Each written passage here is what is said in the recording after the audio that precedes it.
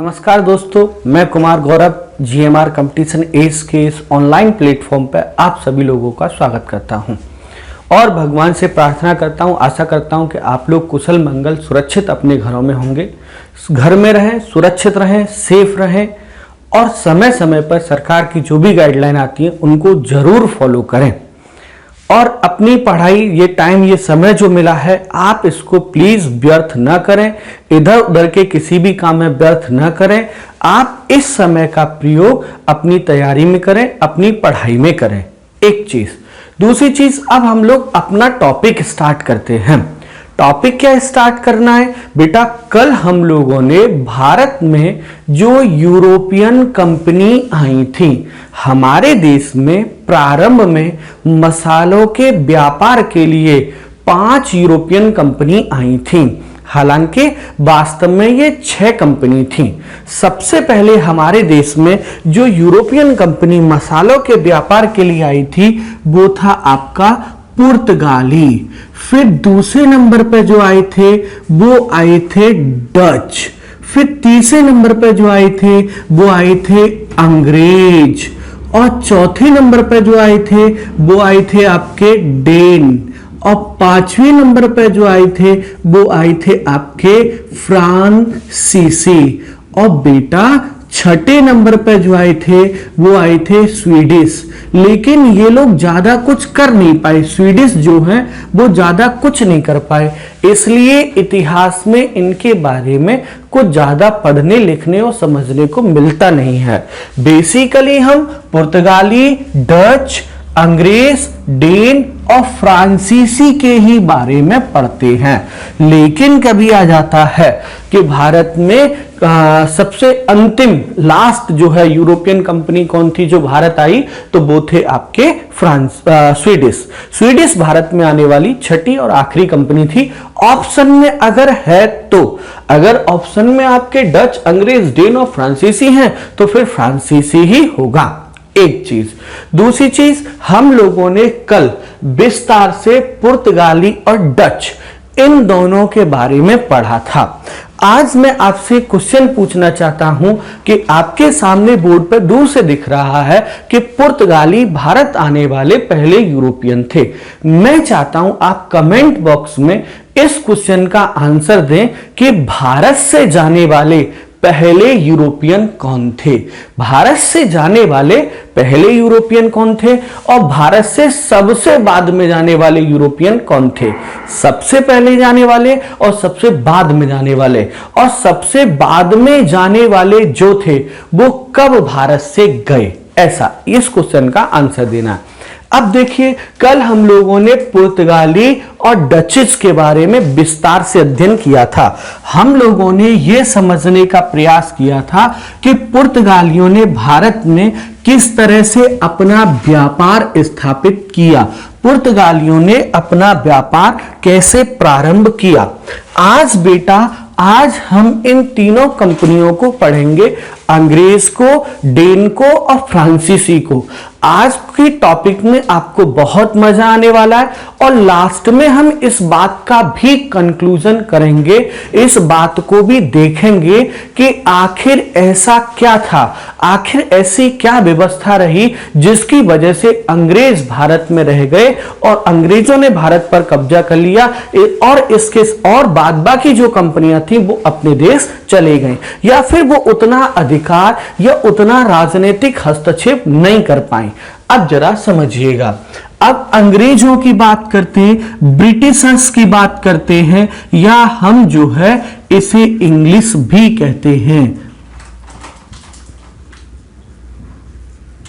इनकी बात करते, अंग्रेजों की बात करते। तो देखो बेटा, सबसे पहली बात मैं आपको बता दूं, 1599 में एक अंग्रेज यात्री था जिसका नाम था जॉन मिडेन हॉल। जॉन मिडेन हॉल हमारे भारत आने वाला ये पहला अंग्रेज था। ये भारत आने वाला कभी आपसे पूछा जाए कि भारत आने वाला पहला अंग्रेज कौन था, पहला ब्रिटिशर्स कौन था? तो बेटा ये जॉन मिडेन हॉल ही था। जॉन मिडेन हॉल भारत आने वाला अंग्रेज था। ये 1599 में भारत आया था। देखो बेटा, अब मैं आपको एक चीज और बताना चाहूंगा। देखो, आप वर्ल्ड मैप जब देखेंगे और पेशेंस के साथ, धैर्य के साथ आप पढ़ाई करिए, धैर्य के साथ आप वीडियो को देखिए। देखिए, ये हमारा प्यारा भारत है और जिस समय की हम बात कर रहे हैं 1599, 1599, तब हमारे देश के मुगल सम्राट अकबर हुआ करते थे 1599 में। बेटा, तब ये जो है गुजरात और ये पाकिस्तान हमारे देश का हिस्सा था। अफगानिस्तान, ईरान, इराक और माइनर एशिया के बाद ये स्वेज नहर है और ये बेटा अफ्रीकन कॉन्टिनेंट है, यानी अफ्रीका महाद्वीप है। और ये है वो यूरोप जहां से ये कंपनियां आती थी। तो अच्छा, और ये है आपका अटलांटिक ओशियन। अटलांटिक ओशियन मतलब अटलांटिक महासागर। ये आपका अटलांटिक, ये आपका अटलांटिक महासागर है। अब जरा सुनिए, ये जो यूरोपियन कंपनी थी, ये क्या करती थी, यहां से अटलांटिक ओशियन होते हुए यहां अफ्रीका आती थी और उसके बाद भारत आती थी। यानी ये जितनी आपके पुर्तगाली और डच जो हैं, ये दोनों के दोनों जल मार्ग से भारत आते थे। ये दोनों के दोनों जल मार्ग से भारत आते थे। लेकिन अंग्रेज या जॉन मिडेन हॉल ये पहला यूरोपियन था जो कि स्थल मार्ग से, स्थल मार्ग का मतलब, स्थल मार्ग का मतलब जो सड़क से या रोड से भारत या भारत आया। ये जॉन मिडेन हॉल, देखो बेटा, दो चीजें याद रखनी है। पहली चीज, जॉन मिडेन हॉल भारत आने वाला पहला अंग्रेज था। दूसरा और अति महत्वपूर्ण पॉइंट जो है वो ये है कि ये स्थल मार्ग से, स्थल मार्ग मतलब बाय सरफेस या बाय रोड, यानी ये स्थल मार्ग से भारत आने वाला पहला यूरोपियन था, फर्स्ट यूरोपियन था। इससे पहले जितने यूरोपियन आए थे बेटा वो जल मार्ग से, यानी अटलांटिक ओशियन और हिंद महासागर होते हुए भारत आते थे। लेकिन अटलांटिक ओशियन या इंडियन ओशियन होते हुए भारत आने में बहुत सारा खतरा था। क्या खतरा था? शायद समुद्र में जो है तूफान आ जाए, सुनामी आ जाए, कोई बड़ा समुद्री जीव जो है वो नुकसान पहुंचा दे। तो इसीलिए ये स्थल मार्ग से भारत आने वाला पहला यूरोपियन था, जॉन मिडेन हॉल। अच्छा, अब साहब जब इन्होंने, देखिए एक चीज हम लोगों ने ऐसा पढ़ा था कि वास्को डी गामा भारत से जो स्पाइसेस यानी जो मसाले खरीद के ले गया था, उसने 60 गुना दामों में, 60 टाइम प्रॉफिट पे अपने देश में बेचा। और इतना ज्यादा प्रॉफिट होने की वजह से पुर्तगाल ने भारत के साथ व्यापार प्रारंभ किया। प्रॉफिट कमाने के उद्देश्य से ही डचों ने अपना व्यापार प्रारंभ किया। और बेटा इसी प्रॉफिट को कमाने के लिए 1599 में, यानी 1599 में, 1599 में लंदन में क्या किया गया बेटा? British east India company, British east India company की स्थापना की गई। ब्रिटिश ईस्ट इंडिया कंपनी की स्थापना की गई और इसके साथ ही स्थापना की गई। और इसके बाद बेटा 31 दिसंबर यानी 31 दिसंबर 1600 को, यानी 1600 को ब्रिटेन की महारानी एलिजाबेथ ब्रिटेन की महारानी एलिजाबेथ फर्स्ट ने, ब्रिटेन की महारानी एलिजाबेथ फर्स्ट ने इनको 15 साल का एक लाइसेंस दिया और कहा कि आप पूर्व के देशों के साथ व्यापार कर सकते हैं।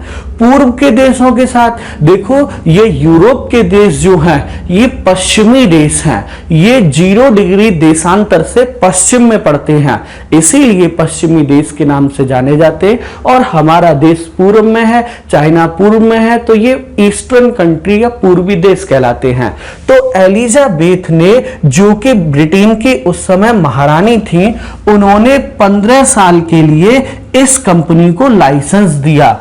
और मैं आपको यहां यह भी बताना चाहूंगा, इन्होंने इस कंपनी को व्यापारिक एकाधिकार प्रदान किया। व्यापारिक एकाधिकार का मतलब क्या है? मोनोपोली राइट दिया। मोनोपोली राइट का मतलब क्या है? इन्होंने ये कहा कि ब्रिटिश ईस्ट इंडिया कंपनी यही सिर्फ एक ऐसी कंपनी होगी जो भारत जाके व्यापार करेगी।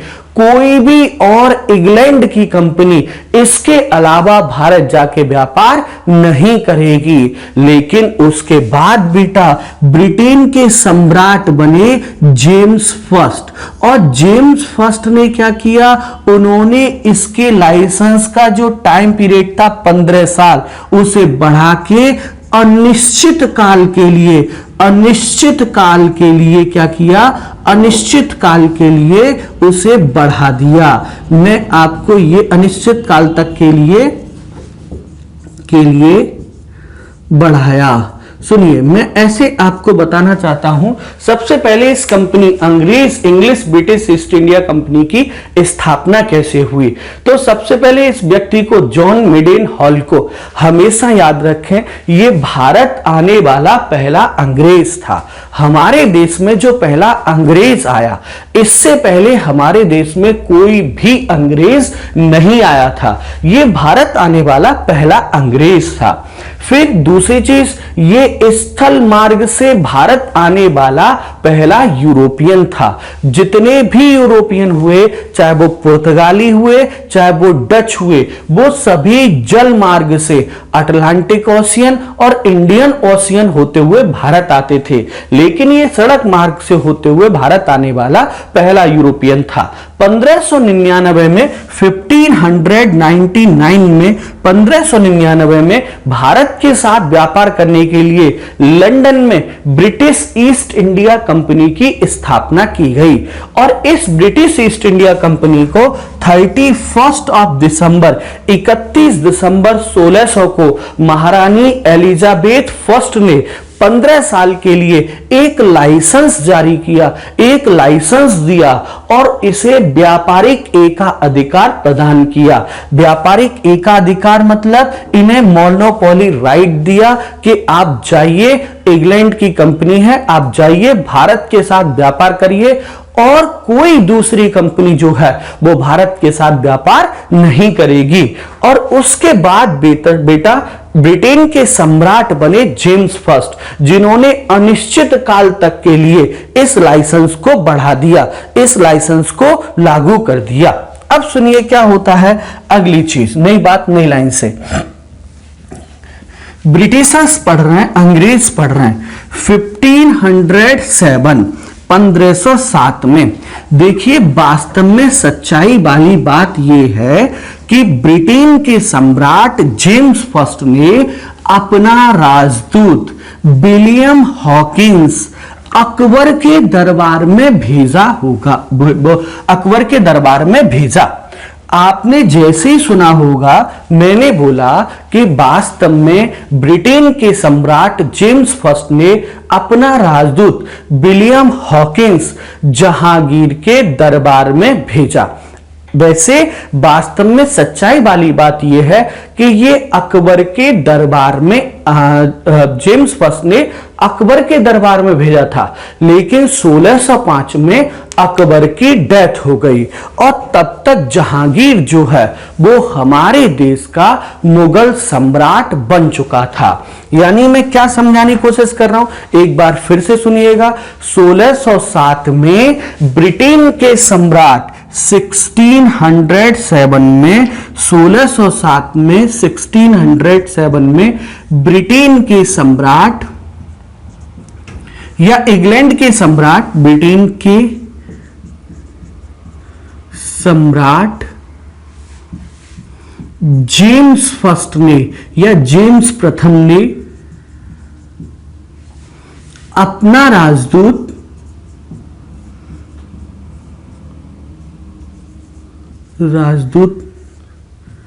विलियम हॉकिंस, अपना राजदूत विलियम हॉकिंस भारत भेजा, या इनका राजदूत ब्रिटेन के सम्राट जेम्स फर्स्ट का अपना राजदूत विलियम हॉकिंस जो है वो भारत आया या भारत भेजा। और ये जो है वो हेक्टर नामक जहाज से भारत आया। हेक्टर नामक जहाज से भारत आया। दो बातें। तीसरी चीज बेटा, ये हेक्टर नामक जहाज से भारत आया, ये अजमेर में जहांगीर से मिला। अजमेर में ये जहांगीर से मिला। जहांगीर ने इसे इंग्लिश खान या खान की उपाधि दी और 400 का मनसब दिया। ठीक है, दोबारा से सुनिएगा। 1607 में ब्रिटेन के सम्राट जेम्स फर्स्ट ने अपना राजदूत विलियम हॉकिंस जहांगीर के दरबार में भेजा। ये जहांगीर के दरबार में उपस्थित हुआ। विलियम हॉकिंस, यहां हम चाहें तो ऐसा भी कर सकते ताकि आपको याद रहे, जहांगीर के दरबार में भेजा। विलियम हॉकिंस जहांगीर के दरबार में जहांगीर के दरबार में भेजा। हेक्टर नामक जहाज से ये भारत आया। अजमेर में जहांगीर से ये जो है विलियम हॉकिंस मिला और जहांगीर ने इसे खान की उपाधि दी और 400 का मनसब दिया। लेकिन इसे जहांगीर ने भारत के साथ या भारत में कोई भी व्यापारिक फैक्ट्री स्थापित करने की अनुमति प्रदान नहीं की। तो हम लोग डिस्कशन कर रहे थे कि ये जो है कैप्टन हॉकिंस जो है या विलियम हॉकिंस जो है वो अजमेर में जहांगीर से मिला और जहांगीर ने इसे खान की उपाधि दी और 400 का मनसब दिया। लेकिन जहांगीर ने, मैं वैसे आपको सच्चाई वाली बात बताऊं, जहांगीर ने विलियम हॉकिंस को व्यापार की भी अनुमति दी, कंपनी स्थापित करने की भी अनुमति दी कि आप भारत में अपनी कंपनी स्थापित कर सकते हैं। लेकिन फ्रांसीसियों ने थोड़ा प्रेशर बनाया, दबाव बनाया अंग्रेजों पर भी और जहांगीर पर भी। तो अंग्रेजों ने खुद ही अपनी मनसा, अपना मन त्याग दिया कि हम अभी फैक्ट्री स्थापित नहीं करेंगे। फाइनली ये जो विलियम हॉकिंस हैं, ये व्यापार की अनुमति प्राप्त करने में, जहांगीर से व्यापार की अनुमति प्राप्त करने में असफल रहा। दोबारा से सुनिएगा। विलियम हॉकिंस आया, अजमेर में जहांगीर से मिला, जहांगीर ने इसे खान की उपाधि दी, 400 का मनसब दिया, लेकिन जहांगीर ने इसे व्यापार की अनुमति प्रदान नहीं की। अच्छा, अब जहांगीर ने इसे व्यापार की अनुमति प्रदान नहीं की तो क्या होता है आगे। अब बेटा हम एक ऐसे क्वेश्चन को डिस्कशन करने जा रहे हैं जो आपको हमेशा कंफ्यूज करता है कि अंग्रेजों की पहली फैक्ट्री कब और कहां खुली। तो देखो बेटा, सूरत में, गुजरात में जो मुगल नवाब था, गुजरात में जो मुगल वाइसराय था या मुगल जो राज्यपाल था, उससे अंग्रेज अधिकारी जिसका नाम था जॉन मिडलटन ने 1611 में उससे प्रार्थना की गुजरात में मुगल शासक या मुगल जो है राज्यपाल से कैप्टन मिडलटन ने या जॉन मिडलटन ने प्रार्थना की कि हम गुजरात में या सूरत में अपनी फैक्ट्री खोलना चाहते हैं। अच्छा, उसने क्या किया, गुजरात के सूबेदार ने अनुमति प्रदान की। दोबारा से सुनिएगा एक बार, 1611 में जॉन मिडलटन या कैप्टन मिडलटन ने गुजरात में मुगल सूबेदार से सूरत में फैक्ट्री स्थापित करने की अनुमति प्राप्त की। ऐसा इसने गुजरात में जो भी मुगल सूबेदार था उससे जॉन मिडलटन ने या कैप्टन मिडलटन ने अनुमति प्राप्त की कि आप सूरत में अपनी फैक्ट्री खोल सकते हैं। अच्छा, ये बात फ्रांसीसियों को बहुत बुरी लगी, पुर्तगालियों को। ये बात पुर्तगालियों को बिल्कुल भी अच्छी नहीं लगी। उन्होंने सोच लिया कि नहीं, हम ऐसा नहीं होने देंगे। और इसी बात पर 1612 में, ये बहुत अच्छा क्वेश्चन है बेटा, 1612 में कैप्टन वेस्ट ने क्या किया, एक युद्ध लड़ा। वेस्ट ने सोबाली का युद्ध, बड़ा अच्छा क्वेश्चन है बेटा, सोबाली के युद्ध में पुर्तगालियों को पराजित किया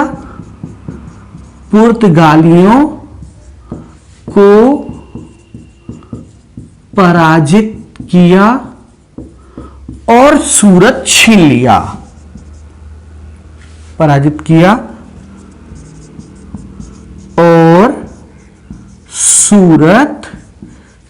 लिया।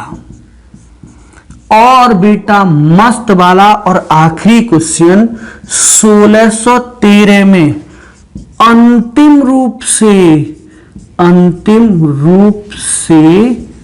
1613 में अंतिम रूप से सूरत में ब्रिटिश ईस्ट इंडिया कंपनी ने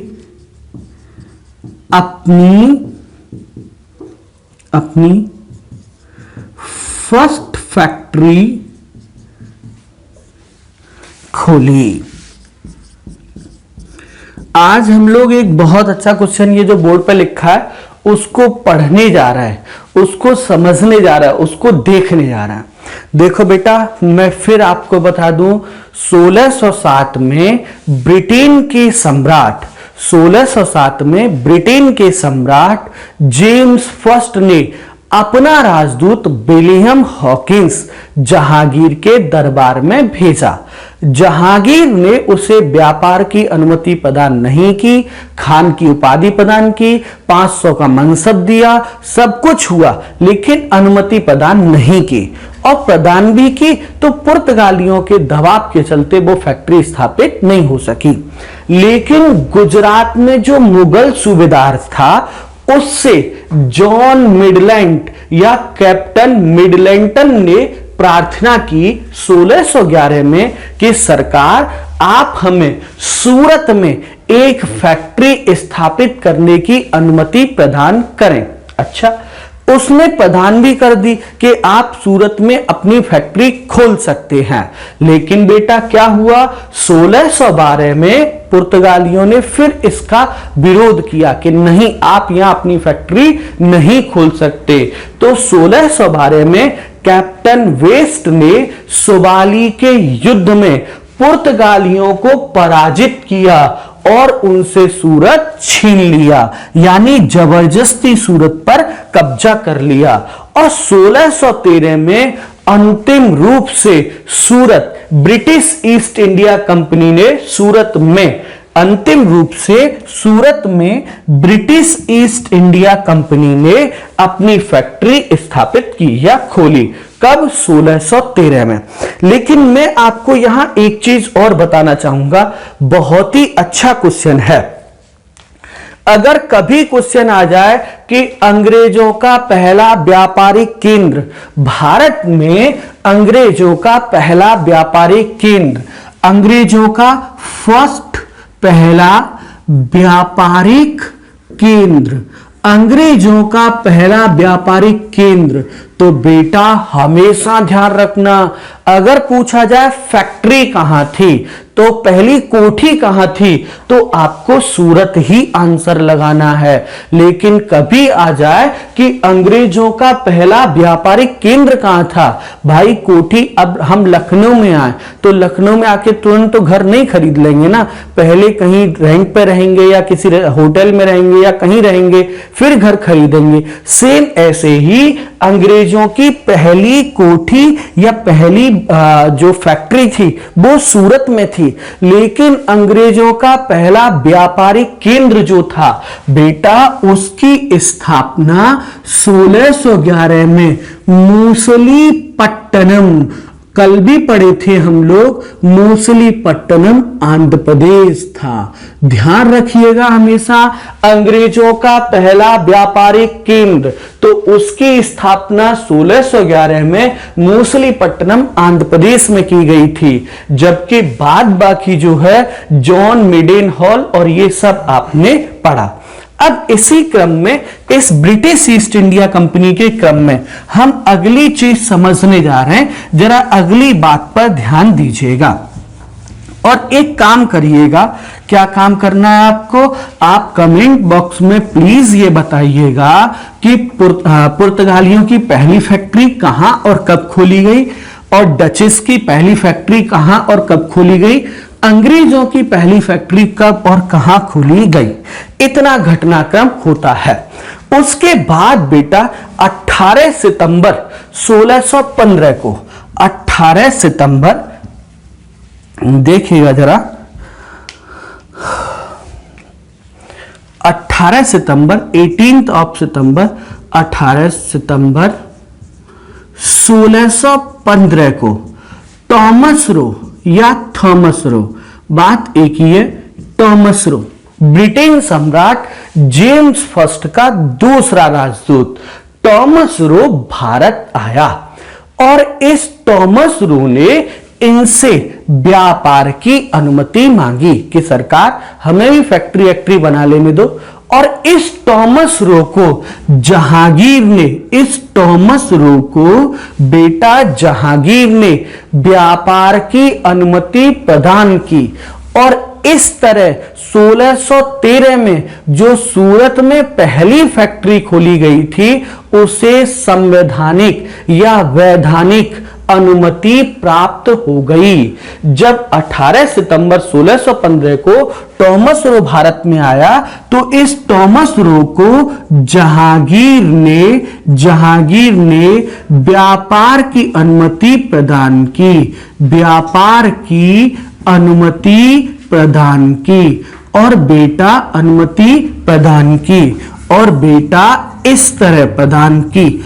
और इस तरह बेटा क्या हुआ, हमारे देश में अंग्रेजों को व्यापार की अनुमति मिल गई और जो फैक्ट्री सूरत में स्थापित की गई थी, जहां सूरत में जो फैक्ट्री खोली गई थी, उसको साहब आपकी क्या हो गई, संवैधानिक अनुमति मिल गई।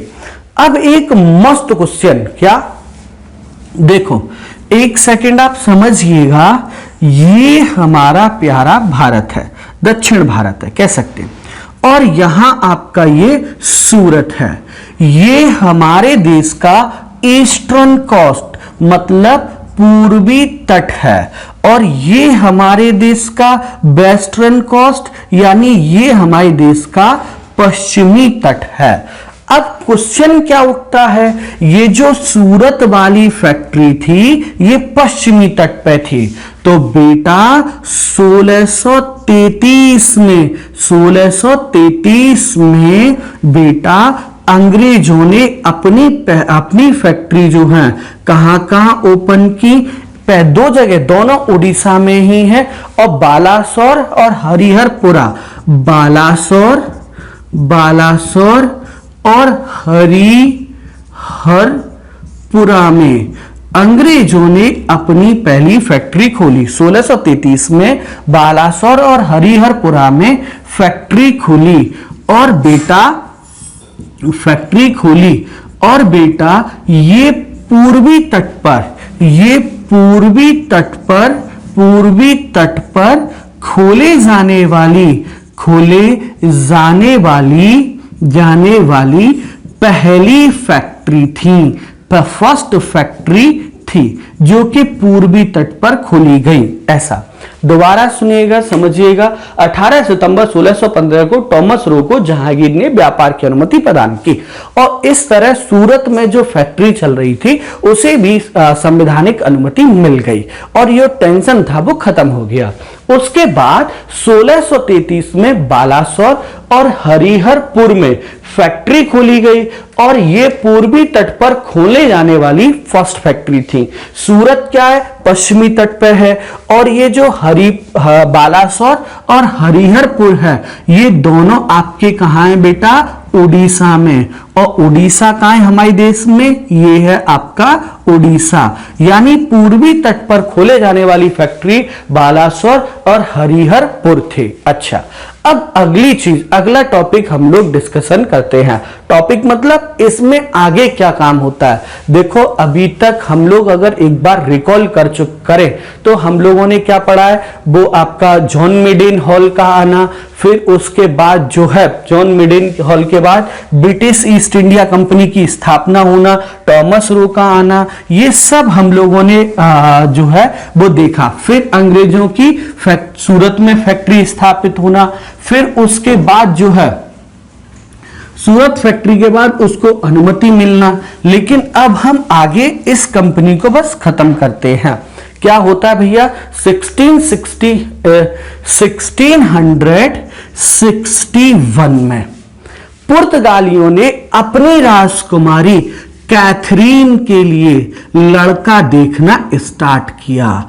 कैथरीन कौन थी, पुर्तगाली राजकुमारी। ये पुर्तगाली राजकुमारी की भैया शादी करनी है, और इसके लिए इन लोगों ने लड़का देखना स्टार्ट किया। अब राजकुमारी है तो ऐसा तो है नहीं भैया कोई बच्चा एसएससी में नौकरी कर रहा हो, बैंक में नौकरी कर रहा हो, लड़की शादी कर दो, नहीं कर सकते। राजकुमारी के लिए क्या चाहिए, राजकुमार। और राजकुमार कौन मिले, वो थे आपके चार्ल्स सेकंड। और ये कौन थे, चार्ल्स सेकंड जो हैं वो थे आपके ब्रिटेन के राजकुमार। ब्रिटेन के राजकुमार। अब साहब इन दोनों की शादी हो जाती है। 1661 में पुर्तगाली राजकुमारी कैथरीन का विवाह ब्रिटेन के राजकुमार चार्ल्स सेकंड के साथ हो जाता है। और बेटा ये जो पुर्तगाली हैं ये क्या करते हैं, मुंबई दहेज में दे देते हैं। मतलब ये कि पुर्तगालियों ने जब अपनी राजकुमारी का विवाह इनसे किया तो मुंबई दहेज में दे दी कि हमारी तरफ से ये दहेज रखो। अच्छा, फिर क्या होता है 1668 में 1668 में इन चार्ल्स सेकंड ने 1668 में चार्ल्स सेकंड ने 10 पाउंड पर ईयर के किराए से 10 पाउंड प्रति वर्ष पर ईयर के किराए से, प्रति वर्ष के किराए से ये मुंबई जो है, किराए से मुंबई जो है ब्रिटिश ईस्ट इंडिया कंपनी को दे दी। यानी इस तरह ब्रिटिश ईस्ट इंडिया कंपनी को आपकी मुंबई मिल गई। 10 पाउंड पर ईयर के किराए से मुंबई चार्ल्स ने ब्रिटिश ईस्ट इंडिया कंपनी को दे दी। और ब्रिटिश ईस्ट इंडिया कंपनी ने एक अधिकारी भेजा जिसका नाम है गेरोल्ड ओंगियार। गेरोल्ड ओंगियार जो है, ये ओंगियार जो है वो मुंबई का फाउंडर, ओंगियार जो है वो मुंबई का फाउंडर या मुंबई का पहला गवर्नर है। इसके बाद दूसरा जो है वो फ्रांसिस डे, और फ्रांसिस डे जो है वो मद्रास का संस्थापक है या मद्रास का फाउंडर है। और तीसरा आपका जॉब चार्नोक, और जॉब चार्नोक जो है वो क्या है आपका, जॉब चार्नोक जो है वो कलकत्ता का फाउंडर या कलकत्ता का संस्थापक है। इस तरह से हमारे देश में विभिन्न क्षेत्रों पर ब्रिटिश ईस्ट इंडिया कंपनी का अधिकार हुआ।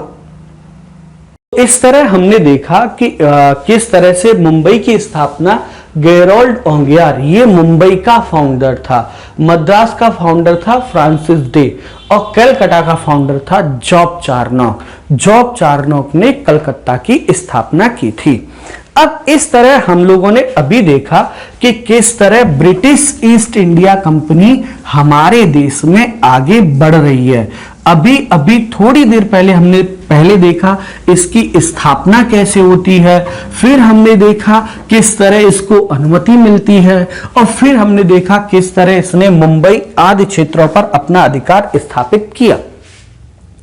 लेकिन इसकी लॉटरी कब लगी, इसको सबसे ज्यादा शक्ति कब प्राप्त हुई, जब 1717 में 1717 में कौन भैया, आप सबको याद होगा अगर आपने फर्स्ट वीडियो देखा है तो, मुगल सम्राट कौन था, फर्रुखसियर।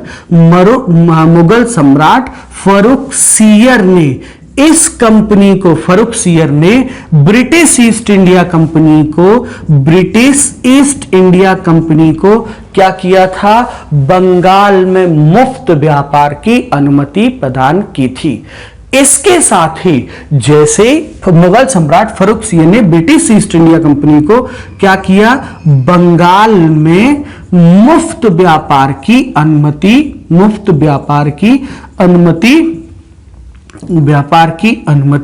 प्रदान की, और अनुमति प्रदान की। बस यही सबसे बड़ी घटना थी। इसको कंपनी का गोल्डन पेपर या सुनहरा फरमान भी कहा जाता है, और इसके साथ कंपनी बहुत आगे तक बढ़ गई। फिर उसके बाद ये 1717 में घटना होती है, और फिर तो आप सब लोग जानते हैं क्या होता है, 1757 में क्या होता है, प्लासी का युद्ध। और उसके बाद क्या होता है, 1764 में बक्सर का युद्ध। और उसके बाद क्या होता है, 1857 में क्रांति, 1857 रेवोल्यूशन, क्रांति होती है। और उसके बाद क्या होता है, 1947 में भारत आजाद होता है। अब आप लोग ऐसा सोच रहे होंगे कि सर आपने न तो प्लासी के युद्ध के बारे में कुछ बताया, न बक्सर के युद्ध के बारे में बताया, न क्रांति के बारे में, और न आजादी के बारे में। तो कल की क्लास में, आई थिंक कल या परसों की क्लास में, हम प्लासी और बक्सर के युद्ध को डिस्कशन करेंगे। अभी फिलहाल आज के लिए सिर्फ इतना ही रखेंगे। Thank you so much.